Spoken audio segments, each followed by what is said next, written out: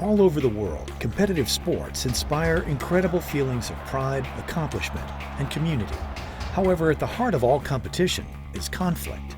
The way athletes and athletic administrations confront conflict on and off the field can be the difference between a loss or a win.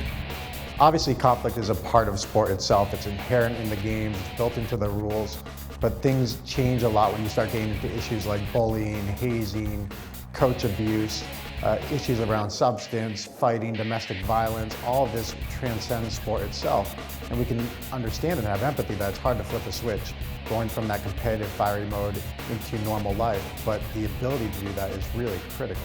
You're already in a sports environment where competition is pretty heavy. You can't avoid conflict when you're on the field when it comes to the X and O's. Who's gonna play that play out the best, and who's gonna make that touchdown, or who's gonna make that basket or make that goal.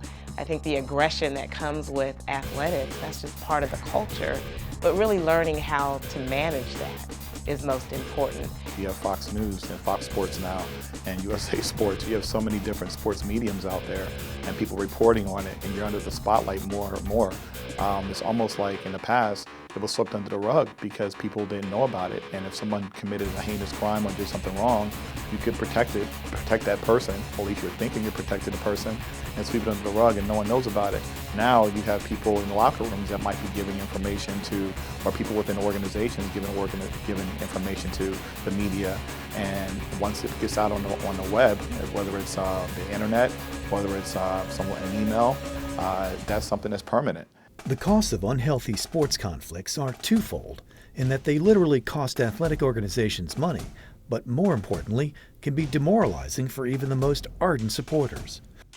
Unlike general society, these individuals live in what we call the world of all green lights. And it's unfortunate that when their worlds cross normal society is usually when we see a lot of these issues come out: domestic violence, sexual assault, so on and so forth. The ugly truth is a lot of this stuff is normal in these sports cultures, and until we begin to address those things, we're going to continue to see a lot of the unwanted behaviors that we're dealing with right now in the sports arena. The folks that are in positions of leadership and power, they need to treat it as such. It's almost like being in a fraternity or sorority. You've got to treat it as such. And when the athletes realize that they are in this position of leadership and they're giving this privilege, this wonderful privilege to represent their families, their communities, their organization, they need to do a better job on whether they like it or not. They are role models. As an athlete, your character has to be whole. We act or say we don't want to be role models, but at the end of the day, we are, whether it's right in front of you or at a distance. People are constantly watching you, and you're seen as leaders. And so great leaders have great character. And when it goes poorly, it really infects the whole organization and everything that you've done. So even if you won a game and you have been seen with poor character, that win means nothing. Traditionally, sports conflicts are dealt with in a reactive rather than proactive way. Experts in conflict management find that encouraging teams to embrace an environment of mutual understanding and shared interests produce the most positive results in terms of on-field performance and off-field value systems. The Sports Conflict Institute was founded with the goal of getting out in front of sports conflict by bringing awareness to administrators, coaches, and athletes about the high costs of business as usual and the preventative solutions available. The Sports Conflict Institute is dedicated to minimizing the destructive cost of conflict in sports. The work that Josh does is instrumental and cutting edge, and has the ability to transform the culture, because the major problem that we see at every level is unresolved conflict. It's deadlock. It's two people with disparate points of view who each think that their position or their behavior is totally correct. What's necessary is to learn listening skills, for people to put themselves in another person's heart and mind, to try and see the world the way the other person sees it. Process matters, not just outcomes.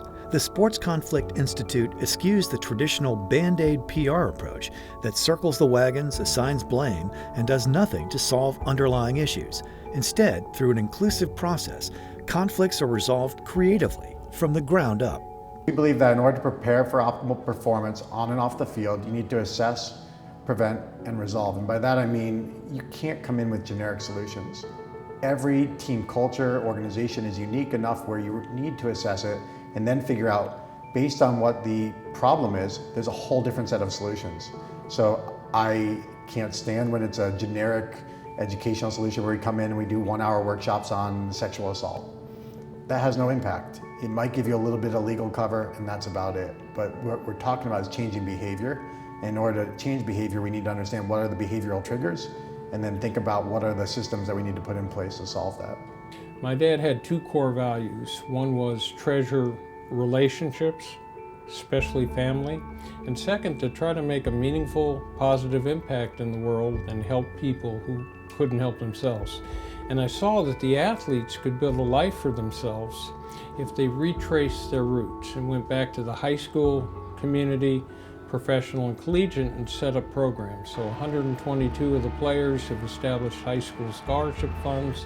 At the way to say this community shaped me. At the professional level, we've set up foundations, taking on a whole variety of causes with the leading political figures, the community leaders, and the financial leaders in the city on a board. We all have a responsibility, no matter what you look like, who you are, and where you're going.